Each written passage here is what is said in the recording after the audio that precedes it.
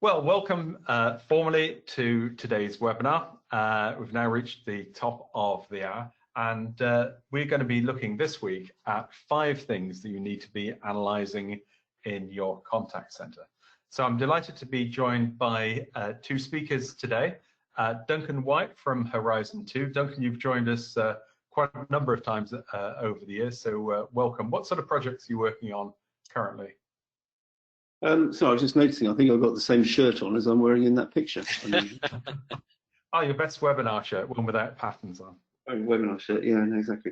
I've got, well, as I say in my intro, I've got a couple of, the ones I'm on at the moment are actually what I would call real proper old school transformation projects. And I came into those on the back of having done some work in the fintech sector, and we're still specialising, I think, with fintechs. Or organisations that are growing fast, looking at digital channels, often are more concerned with the technology of the product and come to customer service as an afterthought. And suddenly I've got 50,000, 100,000, 1 million customers, that all want to talk to me. What do I do about that? And you'd be amazed actually how often that's not, it's not something people think about either logically or at the right time. So. Well, perhaps we can share some advice on how to deal with that, which would be good. Also delighted to welcome for his first webinar with us, Ben Fuggles from Nice Nexidia. Ben, you've been with Nexidia for I think about 5 years now. What's your role within the organisation? So I'm an account executive as part of that business, so I tend to work on the sales side of life and also really helping customers to understand initially how analytics across the board can help them in their contact centre. I actually split my time between working on things in the UK and also working in South Africa as well, so you get to see sort of different sides of life on both of those. Oh, wonderful. Well, if you want to meet up with Ben, providing we can all travel by then, there is the Interactions conference, which is held in London on June the 15th to 16th. I've been along to the Interactions event, I think, for the last 4 years, and there's a range of very good speakers, generally a very good headline speaker there, which I think is very good. If you want a little bit of housekeeping, if you want to watch the replay, we'll have that available later on this afternoon. callcenterhelper.com/recorded webinars. If you're not already logged into the chat room, and I think we've only got about 40% of the audience who are logged into the chat room so far. So here's the address. It's callcenterhelper.com/chat.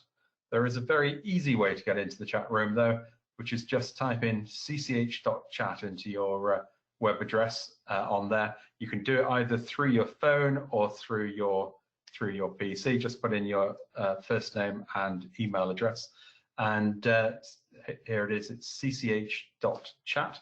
Very easy to get into, and then you can interact with other people in the audience. You can ask questions. We're going to be having a quiz in about 20 minutes, so if you get logged in, that would be great to go in and join the quiz as well. Also, if you want a copy of the slides, they're also available in the chat room as well. There's a link to it here. Just when you're logged in, top right-hand side of the screen, download the webinar slides. And if you want to join the quiz, we've got the voting buttons A, B, C, D at the bottom of the screen. The voting's not open yet. So if you'd like to log into the chat room, here it is, cch.chat. So I've got a few more people logged in. When you're in the chat room, if you want to ask a question, if you'd like to use the hashtag question, or if it's a tip, #tip, and there is either a bottle of champagne, here's one we've prepared earlier, or a box of chocolates, or an Amazon gift card for the best tip that is put into the chat room. So we ship that out, as well as a prize for the person who wins our quiz. So probably just a good time to jump across to Duncan now. And Duncan, if you'd like to share with us your thoughts on the 5 things that we need to be analysing in the contact centre. So Duncan, if you'd like to put your slides up. There we are, thank you. Okay, you can see that? We can indeed, over to you. Perfect. Good afternoon, everyone. Just a bit of background. Horizon 2 has traditionally been a broad customer management consultancy, I guess majoring in analytics-driven performance improvement, I guess, but recently has taken more of a broader operational improvement interim type role, as I was saying just now, more recently for fintechs in the UK and Europe, but at the moment we're doing two what I would call sort of old-fashioned analytic projects for a large BPO. So I'll try and bring you a bit of the flavour of both those worlds in the next 15 to 20 minutes. But before I talk about that, the areas that I think should be analysed, I just wanted to set some context. Firstly, analysis by itself doesn't deliver any improvement, and the well-known saying "you don't fatten a pig by weighing it" rings very true here. The fact you can see that there's an operational improvement opportunity doesn't mean that it's actually being delivered. Just because you can measure something doesn't mean it's being delivered. And there are 3 golden rules of measurement, which I've also highlighted out here. Basically, if you're going to analyse anything, 1, make sure that it's recorded accurately, so no measurement without recording. Don't record anything if you're not going to do anything with it, so no recording without analysis. And finally, no analysis without action. And it's that last one which is the important thing for me. If you're going to do, if you're going to analyse anything, if you're going to do, you've got to have a performance improvement initiative on the back of it. So you're actually going to try and do something with the output of the analysis. The second thing is that what you analyse, again, I touched on this at the beginning. The second thing is what you analyse will vary enormously by company, sector, operations. So an outbound sales operation for a broadband company would have many different metrics to an inbound service centre for a luxury hotel brand. So, and metrics should reflect and reinforce and be consistent with your overall business imperatives. So, as we've said before on other webinars, the contact centres is typically a significant operational cost for a business. So it really needs to be thought of as an integral part of operational or organisational delivery. So the metrics you measure, can't be taken in isolation. You need to think about what your wider business objectives might be. So for our purposes for this, I've considered, if there is such thing as an average inbound service centre for a mid-market brand, focus on mainly on customer experience. Hold on a second.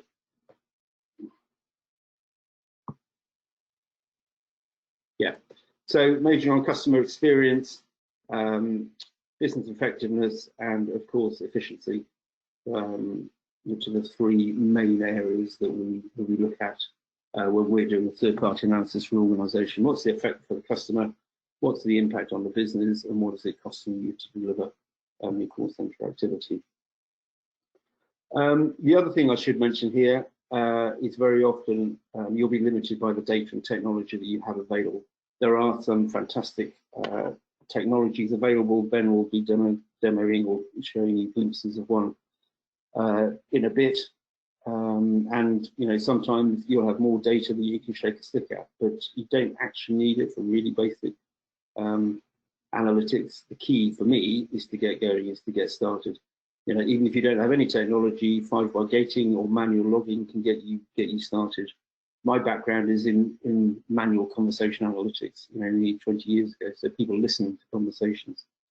And for my money, sometimes a curious human can tell you much more about a call than any automation can, particularly when it comes to emotion and intent and things like that. So, and sample theory is your friend. If you can listen to a couple of 100, 400 calls for a contact center, it'll give you a pretty accurate picture of broadly what's going on.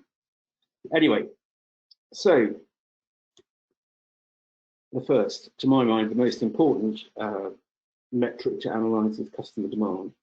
Most people don't like ringing a call center. The survey, top right-hand corner here, we did about 4 or 5 years ago, showed that 2/3 of people either hated the thought or viewed it as a necessary evil.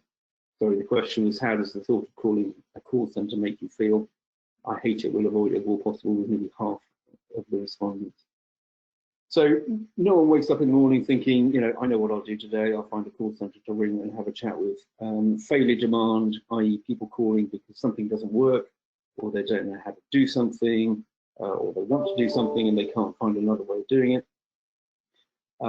It's still the biggest cause of call volume for most businesses. And unless talking to your customers is a key source of competitive advantage for you, or you're somebody like Camelot running the National Lottery claim line, you should be seeking every opportunity not to talk to your customers. And this is where analysing customer demand comes in. Understanding what people are calling you about, when they're calling you, how you're handling that volume, how effectively you're handling that volume is, for me, the first thing you do. It's where you start. And unfortunately, very few companies either can or want to do this. It's actually quite, it's one of those things, I come back to this theme in this, it's very easy to conceptualize customer demand. What are people ringing us about? Very often people ring you about one thing and then they talk about something else, and then they say, oh, while I'm on, can you do this? And you end up with call reason codes that run into thousands, and everyone always chooses the second.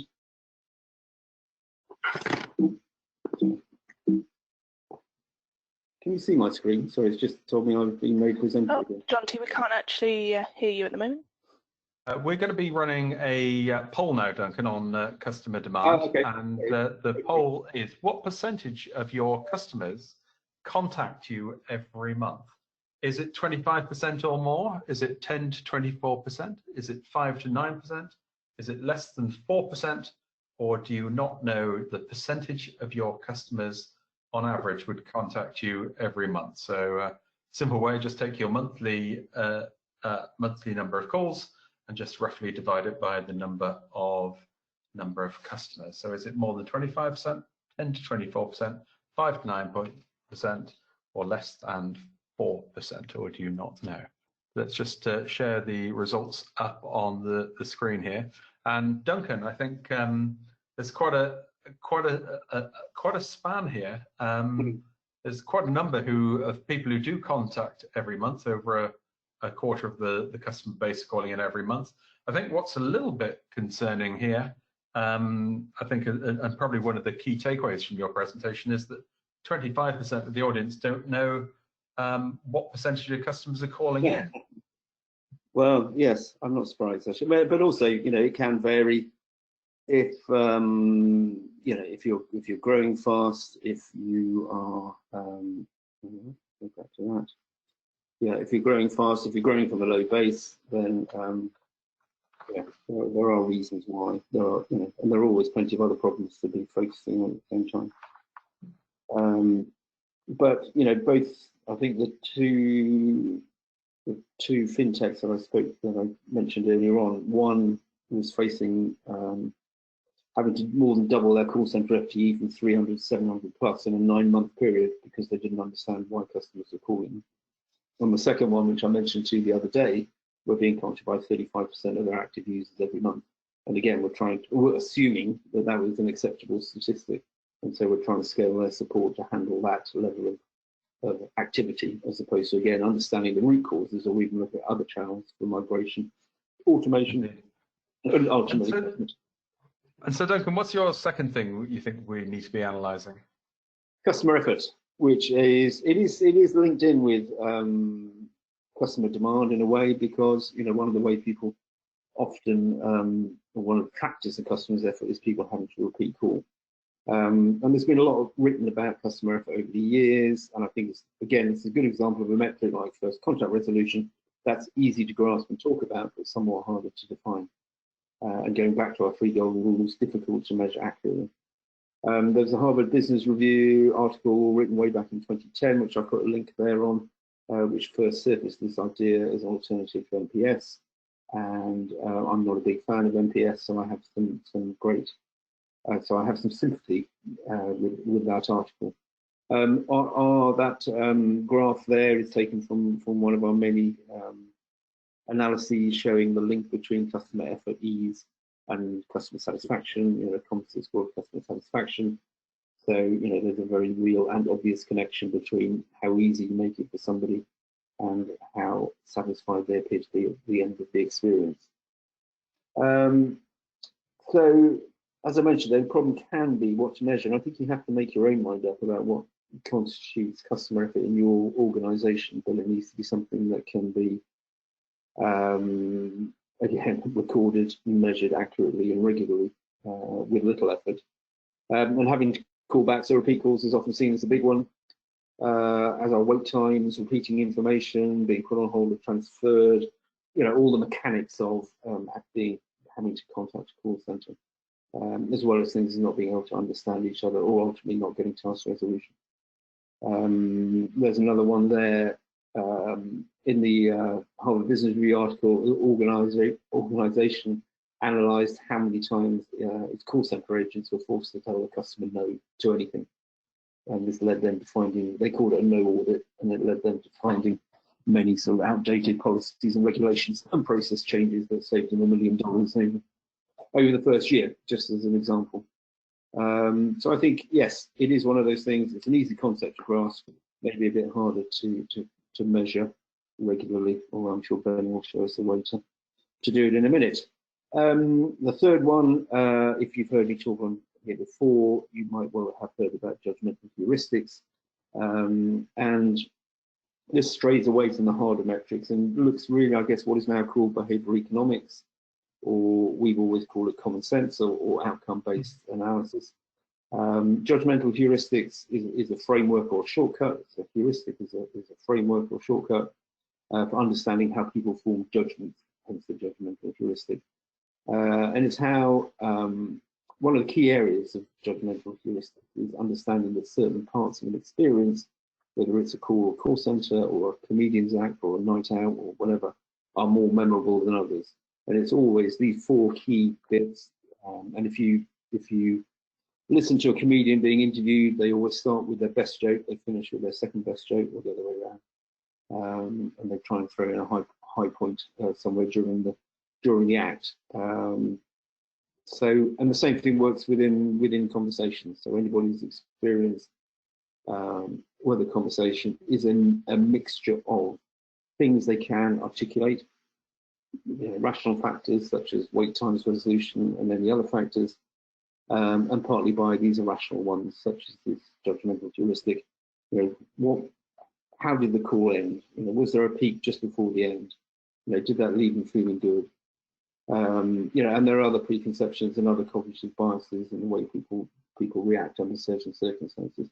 But our analyses, again, have always found that really high levels of customer experience are always correlated with a combination of task resolution, customer effort, judgmental heuristics, which boils down to, did you resolve the customer's problem? How easy did you make it for them, for you to solve their problem? And how did you make them feel? And how did you leave them feeling? And you might think the first two had a bigger impact than the last ones, but in fact, it's about the same. An example of a wow experience and the impact it had on me in the last couple of weeks was this one here. I've been a customer of SurveyMonkey for many years. We use it we do some surveys for outbound surveys for a customer of ours. That project finished middle of last year. I kept meaning to downgrade my subscription, but never got around to it. So suddenly realised they'd taken nearly £1,000 out of my account. Sent off this email, bracing myself for a bad experience and thinking I was going to have to fight to try and get a proportion of my money back. Within 7 minutes, I got this fantastic email back from an agent at SurveyMonkey. Yeah, brilliant. Yes, I can do this for you. I've refunded your money. I've turned it off, so you won't be charged again. It might take a while before you get your money back. Here's a link to the receipt. You can see it in the transaction tab. Here's some other stuff, showing how you're downgraded things. Let me know if I can do anything more. So obviously you've got an agent, frontline agent, empowered, to be able to take £1,000. That's that $1,500 decision immediately, with no escalation needed up the chain, whatever. The result of that, I think SurveyMonkey are fantastic. I would buy more from SurveyMonkey now if I could, but I don't need to, so I can't. I'm telling you about it. I'm telling about 500 people around the world who now think SurveyMonkey are a fantastic company, and so you should, because this is probably one of the best service experiences I've had in the last 18 months. I think. So timely, and I'm not being sponsored by SurveyMonkey or anything like that. So so the problem, sorry, just on that, just on sentiment, emotion, feelings, is how you measure them reliably at scale. And this is what I was saying earlier on about some things a human can do easier than a machine, but it's difficult to replicate that at scale. So it's always been a trade-off between how you get that nuance against how you do it reliably. So only two more to look at. So next is customer journey, which again is one of my favorites, and again, you know, linked to customer demand, linked to all the other things we've looked at, and all these things are sort of fairly intrinsically linked. And again, there's an article here. I put a web link in the bottom right. This one was from McKinsey. I remember reading this when it came out and thought, wow, that's fantastic. That's exactly what Horizon 2 do. I should have written that article, but I didn't. But there's a lot of good stuff in there, and I've used that many times and sent it to people.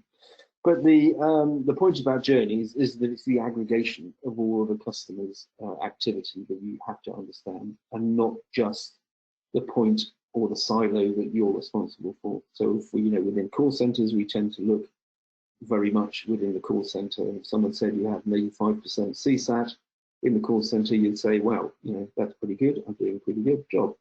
If you're in support and you've got a 90% satisfaction, you say, well, I'm even better than the call center. I'm doing well. But in truth, from a customer perspective, you know, they're going through all of those silos, all of those channels, and you're ending up actually with an end-to-end journey satisfaction figure of 60%, which is still pretty good, you can argue, but it's not as good as you think you are doing of each of the individual touch points. There's an example here, which is one of my favorite Sankey charts, which is a example of a journey for a loan application process. So starting with you from 1,000 people, 100,000 people on the left in various different channels, and you can track how people move across. So they start with 100,000, starting the thought process of, can I get a loan, through to 2,370 approved loans here.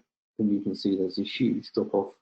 You know, 98% of phone customers give up after they've gone through this information gathering phase. Only 80% of all online customers quit before registration. You know, the branch channel retains significant percentage of customers throughout the process.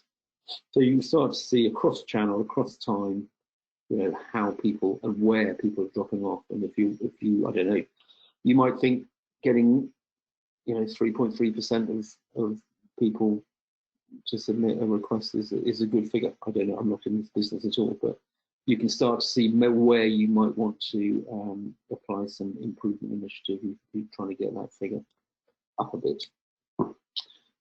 Even within the call center environment, understanding a customer's journey through the call center and through departments can help and can provide multiple insights into where bottlenecks are, where customers fall out of the channel, which call types are proving difficult, for example. I mean, these are two. The one on the left is a bit theoretical. The one on the right is actually a fairly easy customer journey. You've got people coming into an IVR at the top left, a reasonable percentage self-serve and exit in the exit from the IVR with an average duration of 56 seconds, and a customer effort score of 20, which is very good. Customer effort scores for this particular manufacturer, the lower the better.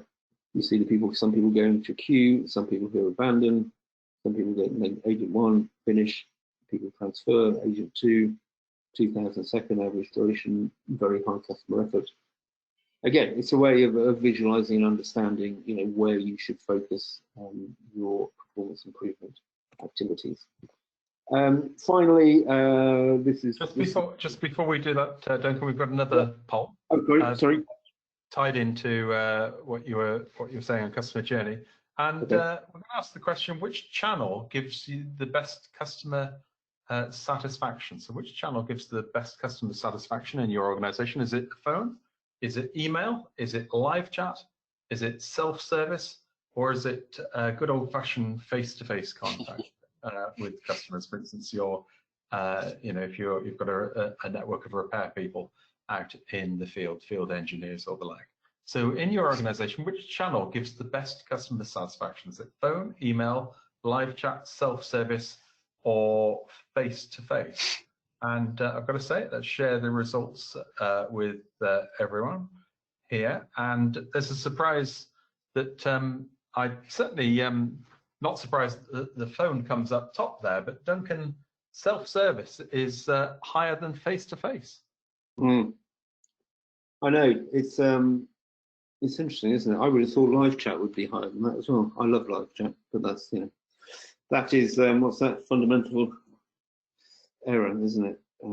Indeed, and interestingly, email, which is still one of the fastest growing channels, has the lowest customer satisfaction. I can't help wondering if that's to do with the speed at which a lot of organisations respond to email. So so some fascinating results there. Duncan, you've got one more thing for us to analyse. Yeah. Okay, you can see that. We can. Yeah. This is the last one, and this is it's the least pretty, I think, of all of these. But it is, you know, it's a very, well, I said at the beginning about the data that you have available to you. The only data we have available in this particular client is ACD level, switch level data, looking at minutes, looking at looking at seconds, looking at agents, looking at you know, all the whole time, call time, transfers, etc., etc. So some very, you know, high volume, low content, I guess is probably how you would explain it. But it's what I would call more old-fashioned. It's the nuts and bolts of what really happens in a call center. And this is, you know, as I say, collecting and analysing switch level data to highlight problem areas and areas for improvement. So the contextual data, you know, lengths of calls, lengths and numbers of calls, skill groups which can, you know, skill groups that are having the highest percentage of holds, highest percentage of transfers in or out. So some fairly fundamental stuff, but still, you know, you can get, as I said at the beginning, you don't always have the data that you want necessarily, but you can still use this sort of data to drive performance improvement initiatives.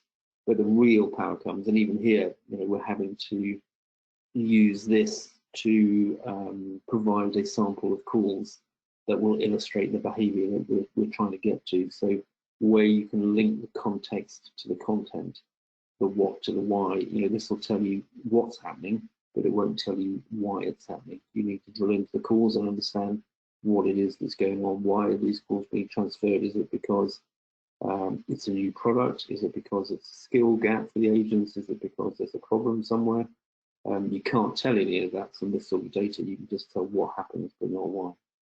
So if you have access to that, and gradually we are getting more and more, we're using other technology to start getting call reasons, so we can start to do some demand analysis, and we start the process from step one again.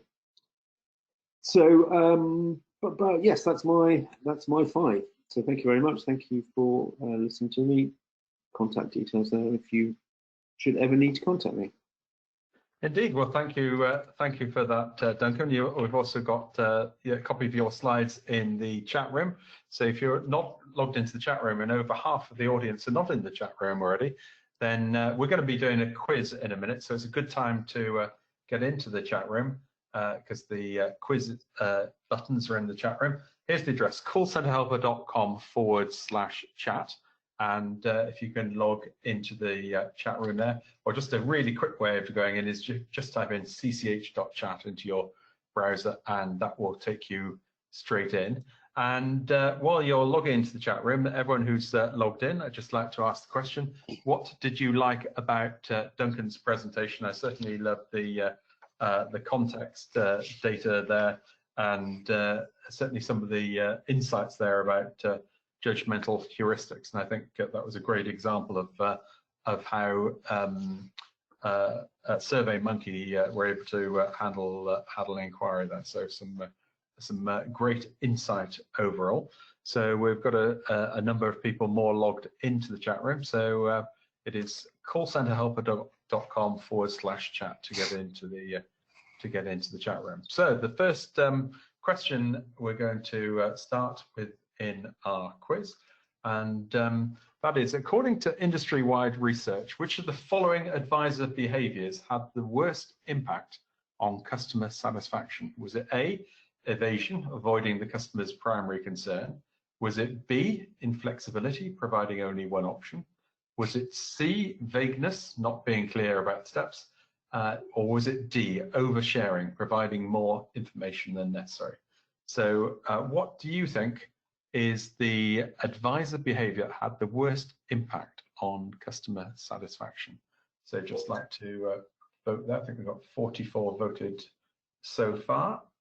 So here we go. And I think most of you got that right. Yes, 24 of you said evasion, avoiding the customer's primary concern.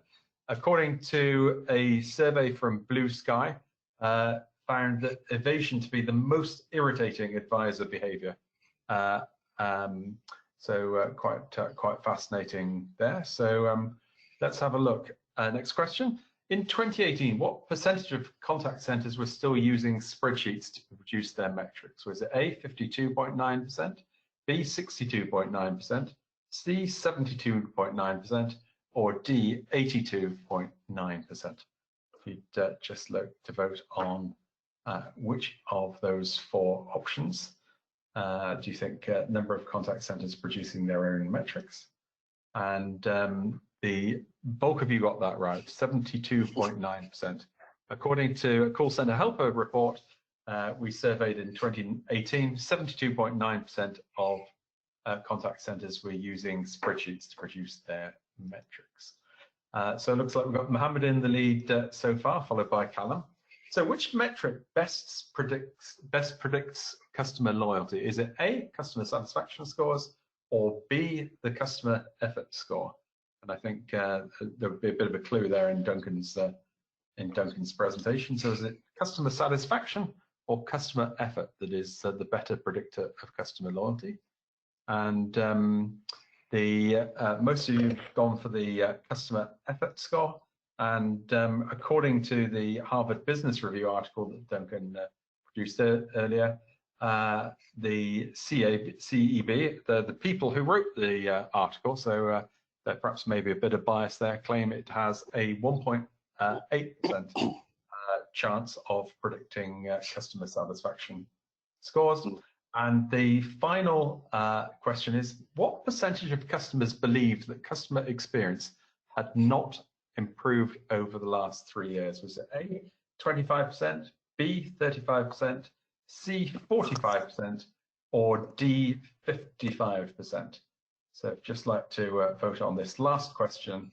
And the answer was actually given in Duncan's presentation, which was D, 55%. So let's have a look at that. Duncan found that 55% of respondents thought the experience was about the same or had got worse over the last 3 years, despite the industry's best efforts. And the winner this week is Claire, 41. So Claire will be in touch with you soon to share your prize. So Duncan, looks like you'd got quite a good number of people obviously had been following your presentation there. Good. Which is a very good sign. So if people want a copy of your slides, available again from the chat room, the download webinar slides button there. So let's just have a look at what was coming in through the chat room. And we asked a question in warm-up: which service level, which report do you find most useful? Alvin said service level reports. I often compare it to my capacity plan and volume forecast to see how we are servicing. Further drill down to agents reports is useful where insights come from the high level service reporting.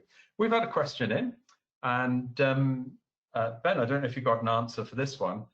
Should contact centers analyze their technology and business continuity strategy for people who be working at home due to coronavirus? So quite a topical question here. Indeed, and I've spent most of the morning working with one of my major customers who are desperately trying to get their home audio recorded calls into their analytics platform at quite short notice, because they've just implemented a policy of everybody working from home. So I think it's part of a sort of more broad approach to disaster planning and working out a business continuity strategy and then testing it as well. So being able to then actually implement it in situations such as this. So yes, absolutely. I think it's a very important part of the overall strategy, and I think what we're also starting to see more and more is more virtual contact centres as well. That can present a better flexibility for the people who work in them, but it also obviously provides a technology challenge for those who have to manage and administer them. And Duncan, there was an announcement yesterday. A major bank in Northern Ireland had to sort of clear out its contact centre because one person had been tested positive for coronavirus. And I guess business continuity is quite an interesting thing, because you might have the plans set up, but a lot of them do depend on, for instance, being able to get access to the building, so you can change the call routing plans, or yes, homework you haven't thought through about the call recordings. Any sort of pertinent advice for if you're faced with a similar situation? It's yeah, I guess it's not that helpful really to say if you're only thinking about it now. It's maybe a bit too late. But you know, when you look at some of the DR companies that sprung up years ago, and they were, you know, they would make their money by, I guess, that they would sell the same infrastructure multiple times. So you would, you know, on the assumption that not everyone would have a problem at the same time. What we're facing now is completely above that, and it looks like everyone's going to have the same problem at the same time. But as Ben said, you know, technology's moved on. There's a lot of cloud-based solutions, and you really should have had, you know, there's no reason why, I guess, apart from PCI and some sort of GDPR concerns about data transmission, there's no reason why people shouldn't have had a properly tested DR strategy for this sort of eventuality. Indeed. Well, let's have a look at some of the tips from the audience. Alex, I think in response to your point, Duncan, there, Alex said, remember, channel shift is not demand reduction unless it's a fully automated channel.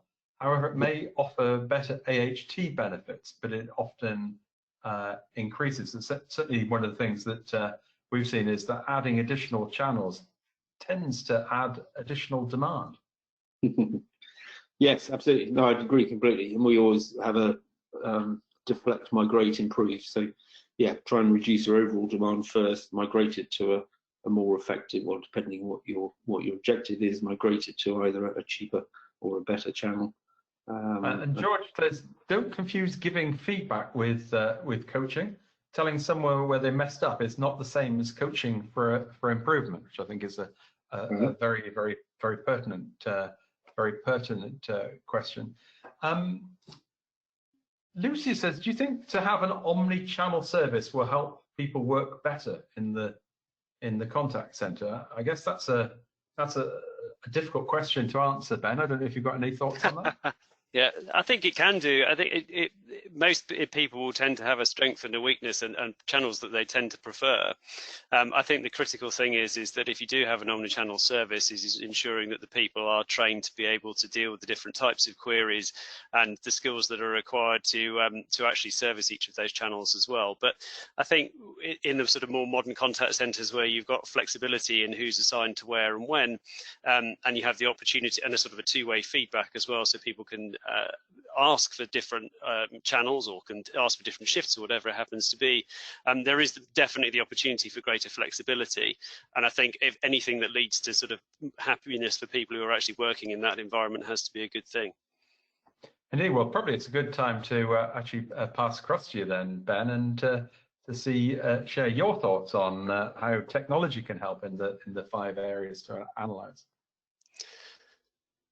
Thank you. Yes. So really what I want to try to do, and I'm hoping that you can see my slides on the screen, is to just to give you some examples of some of the things I've seen over the last few years, and really try to build a little bit on the areas that Duncan's identified for us. And I think probably the most important message following on from Duncan's presentation is the importance actually of what you do with the information. So you can have some of the best analytics in the industry and some of the best insights in the world, but they only really become useful to you if you do something with them. So I think that's a really, really critically important thing to do. So it's very important that at the end of in a part of an ongoing analytics program, make sure that you've actually got the opportunity to change the business at the end of it. So what I'm hoping to do here is just to sort of bring a few examples to life of some of the things that I've seen over the last few years. And just one of the things Duncan said as well about people phoning contact centres for a chat, and nobody ever rings up or wakes up in the morning and thinks, yes, that's what I'm going to do today. I've seen one exception to that rule, working with a police force in the UK, where they had a number of people, usually elderly, who actually would phone up for a chat, simply because they were lonely and actually they didn't have anything else that they could do with their days, and so they would regularly, in fact daily in one case, be phoning the police force so that they could actually just have somebody to talk to. So it's a very unusual thing to happen, but it was actually causing them quite an issue, because they were finding that their main lines were being blocked by 2 or 3 people who were regularly contacting them just for that reason.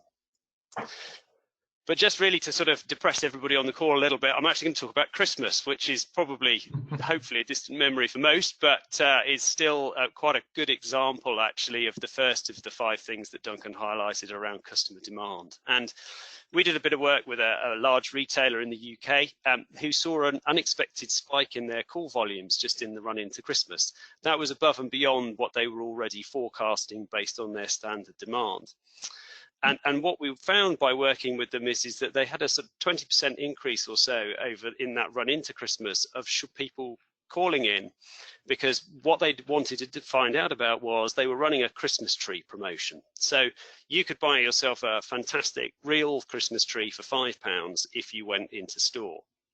But naturally what happened is it was a bit of a trek to get into a number of these stores for people.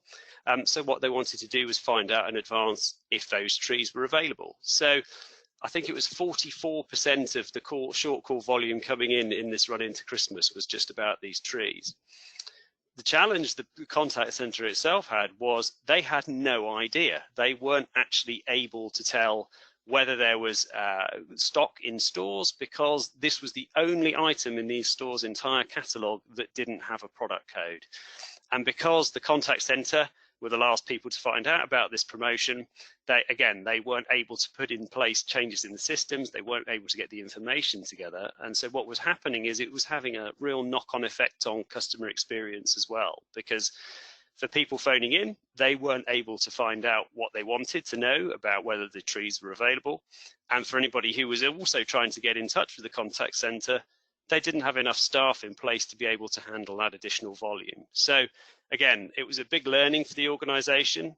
What they actually did was to make sure, obviously, that they had the right information for people in the contact centre in future, but actually also to put in place a simple IVR message at the front, so that they could actually inform people about their promotion ahead of time to try to deflect some of that demand coming in. So again, it's that, starting to try to understand what is it? Is it the people? Is it a product, or is it a process? What is it that's starting to drive that customer demand? And that was just a sort of one of the simple examples we've seen. But obviously, in that particular example, the organisation was getting quite a lot of complaints as a result, and really they typically tend to be quite a good area for analytics and measurement. And we talked earlier as well really about customer effort, which I think is a sort of a really strong example of where we see analytics can help people. And we have I personally, and I think a lot of people in England, have a really English way of complaining, and this is very different to some of the work that I've done and seen in South Africa. So what I will typically tend to use when I'm very upset is I will tell someone that I think the whole situation is ridiculous. And so that's actually something that we even model for as part of what we talk about when we look at customer effort and a negative customer experience. And really, what we find when we work with businesses is that in some industries, clearly it's essential that they register and record complaints, because actually from a regulatory perspective, it's really, really important. And we did a piece of work that this is based around, which was actually with we did some work with an energy company, in the UK. What we found there is that actually up to 90% of customer complaints were going unrecorded, and their regulator had been reviewing some of the calls that they'd been taking and had noticed that some of these complaints were not being registered. And really, this is where analytics was able to help them, because what was happening is agents were only actually recording complaints when customers were specifically saying, I want to complain. And so again, what we were able to do when we worked with them is just to help them more by starting to gather all of these different expressions of negative feeling. And, you know, the fact that I've called 3 times, or, you know, I'm very frustrated, I want to talk to a manager or a supervisor. And those are really, really important indicators of customer dissatisfaction and customer effort. And again, what they were able to start to do is to understand what difference did that make to them as an organization as well? How many times were customers starting to call back? And again, it's really, you know, you can start to see whether there are specific issues with sort of services or products or processes, or whether it is down to individual people, because, you know, as was said before, it's that providing the right coaching to individual agents so that if they have an area that they're not clear on, perhaps when customers ask them a question, that they're actually coached so that they then know the answers. And you also start to see this in some of the other metrics in the business as well, such as when customers are placed on hold as well. And again, I think, you know, what we were able to do with that team in particular has help them to target that coaching program, so that where customers were getting frustrated, if it was because the agents didn't know the answer, they could actually very quickly start to plug some of those knowledge gaps by specific coaching to the individual. And I think it really, you know, once you start to understand what it is that's driving dissatisfaction and positive experience as well, you can really start to sort of use sentiment a bit more. And you know, I'm obviously, we're a bit more of a fan of things like Net Promoter Score, partly because we own the company that invented it. But also, I think it's that, you know, once you start to get into more detailed analysis, you can start to get more of a sense of you know, what it is that is how customers react to you. You know, what is it that they do value about you in an organization, and how does the sentiment of an interaction really affect their behavior? So, and I think probably sort of the, you know, the best way to start to understand this as well is, you know, when we started to look at things like how customers behave, particularly when they identified that they wanted to leave an organization. And we did some work with a communications firm who were hearing a lot about customers mentioning competitors and competitor offers, and really they weren't very good at retaining their customers. And again, we see a really big difference here between some of the agents in the UK and some of our customers in the US. And one of the biggest differences is how agents engage with customers. And how this makes the customers feel. And what we typically find is that in the US, agents are much better at actually engaging when customers say they want to leave and asking them why, and really starting to understand what it is that they value about the service that they were buying from them as a communications firm, you know, and what it was that they were going to get by leaving as well. And actually, it's really like Duncan's example. They tend to be slightly more empowered in those positions, so that they can then make either a counter offer, or, you know, and make a judgment call as well on when it's worth really putting the effort into trying to save the customer, and when it's worth actually just, you know, letting them go and giving them, you know, giving them what they want at that point in time, knowing that actually the follow-on benefit for the organisation in future will be much better. And sentiment can help underpin that, because it really helps you to understand what it is that people like about you and what they don't, but most importantly, what it then causes them to do. So I think we're now going to have a poll, I think, Jonty. Indeed. Well, before you go on to talk about customer journey, we're going to ask the question, when did you last map your customer journeys? So did you last map your customer journeys in the past week, in the past month, in the past year, past 5 years, or if you've never mapped out your customer journey? So I think it's going to be some quite fascinating. So when did you last map out your customer journeys? We'd just like to vote on that now. And the winning answer there, Ben, is most people have never mapped out their customer journeys. So I guess what you're going to say next is incredibly pertinent.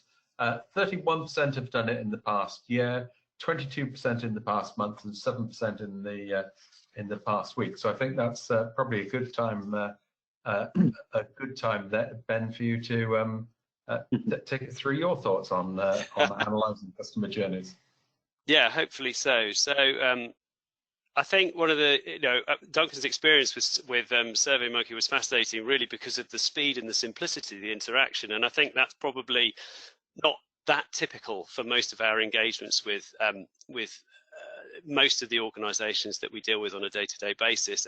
And my experience, particularly of buying a new mobile phone with actually with one of our customers, is probably quite different to that. And I think, if you think about all of the different touch points in a transaction such as buying a new mobile phone, perhaps you might go into the Apple store to have a look at the latest shiny new phone.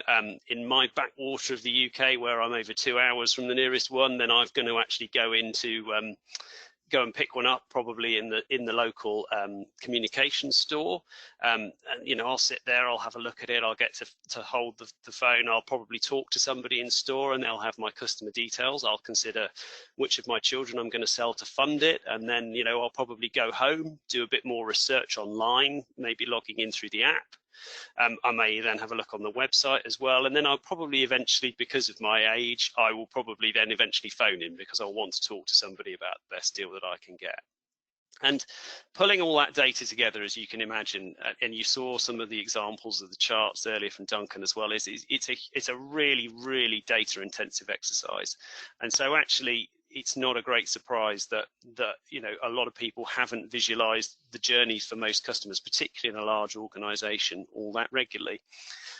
It is a very, very complex thing to do, and what we found as well is that with that organization, as a global communications provider, that even for them it was an awful lot to try to bite off to start with. So actually what we typically start to do is try to help them in a slightly different way, which is look at initially some of the simpler things in the customer journey and break it down into smaller chunks. So for example, looking at their IVR, how effective is it? How many customers are leaving the IVR and either dropping out or coming into the contact center?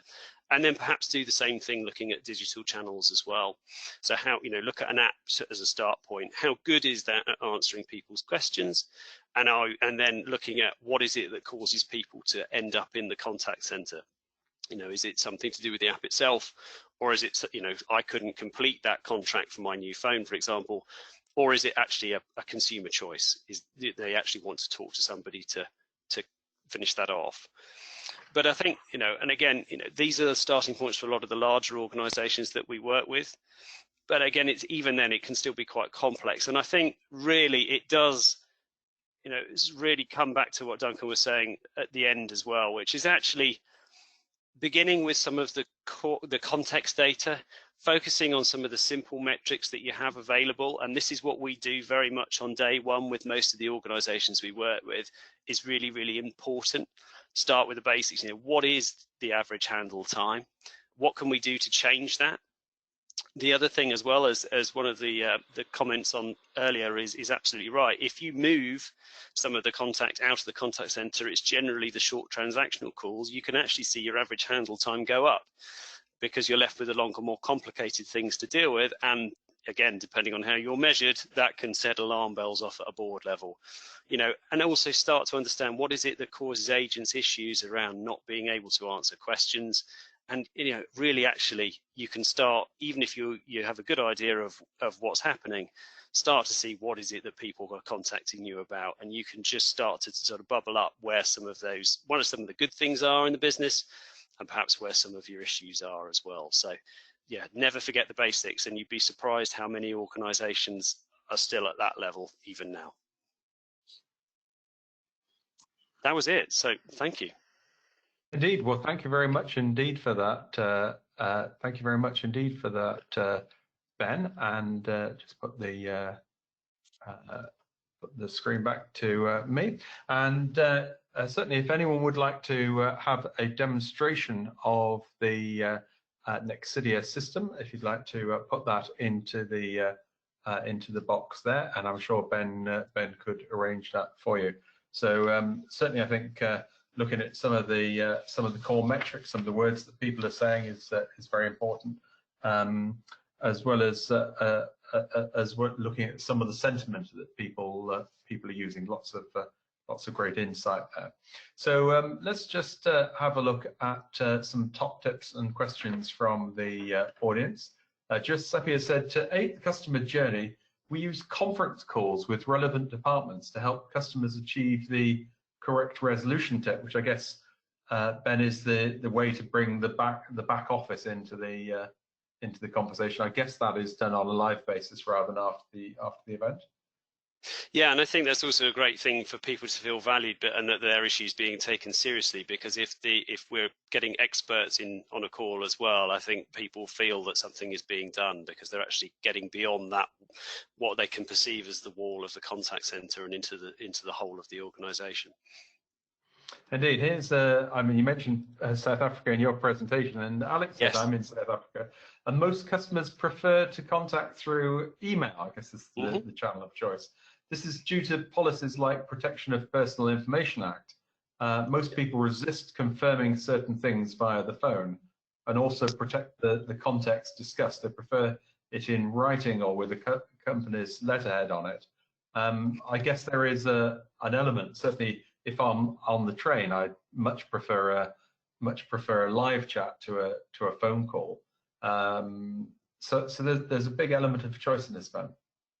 Yeah, I think so, and I think Poppy has driven some really interesting behaviour in the last couple of years over in South Africa, and we're seeing a really rapid change between, as Alex said, from people contacting the contact centre by phone to wanting to write, and also certainly the sort of more and more apps as well, as long as they've got a secure connection, is true. And actually we do spend a lot of time working with customers there, and the biggest hurdle we always have is actually trying to get people cleared outside of South Africa to work with them on their systems. So it's had a big effect. And Duncan, we talked about live chat before, and Lucy's asking, how can basic cross-channel help people from home due to the coronavirus? I guess things like live chat can helpfully extend opening hours. Yeah, no, you can extend opening hours. Yeah, live chat would work. I still haven't seen much video chat going on, actually, apart from maybe with 111.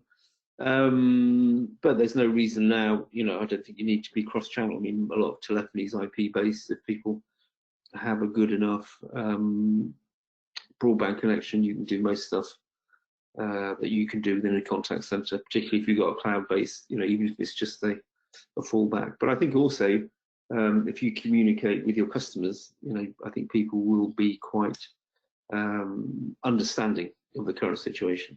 So.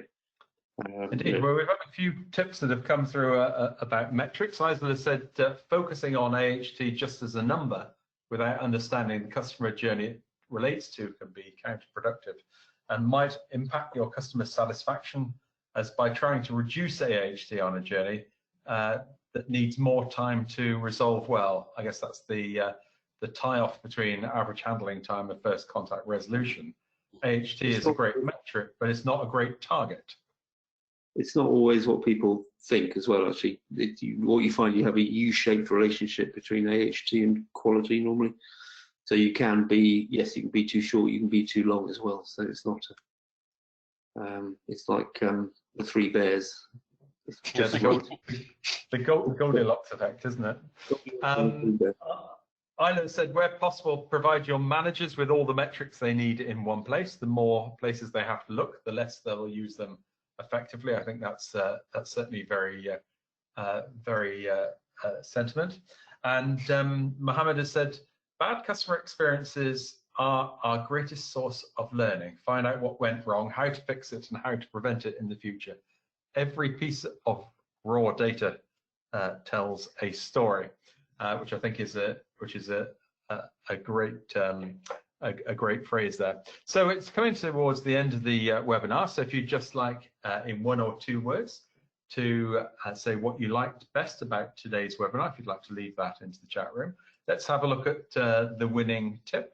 And the winning tip has come in from Alex12, who says, well, journey tracking is a great way to isolate the best starting point for analytics. Don't let it distract from your focus from the bigger picture. It's all too easy to focus on one small issue without looking wider. So I think that's some great advice there.